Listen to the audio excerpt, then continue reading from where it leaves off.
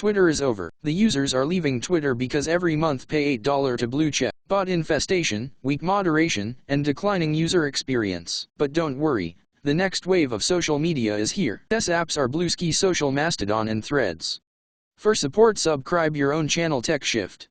Bluesky Social, the Twitter alternative that's got everyone buzzing. Is it the promised land of social media or just another hype train? Here's the real deal. Bluesky runs on the IT protocol, meaning no single company controls your data. Here's the killer feature: you actually control your algorithm. Want cat videos? Follow that feed. Into tech news? There's a feed for that. Right now, Bluesky feels like a cozy neighborhood cafe when sometimes you want a packed nightclub.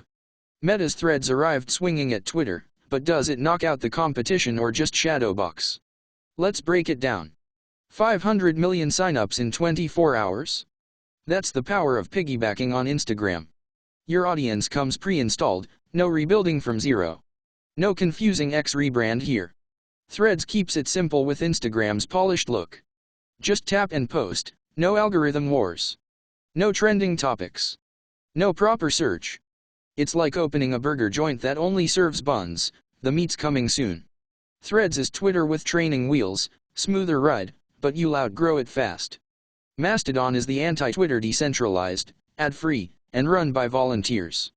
Features: no ads, no algorithms, just chronological posts. Pick your server, join a niche community, tech, art, memes. Open source and federated, connects with other apps, Bluesky soon.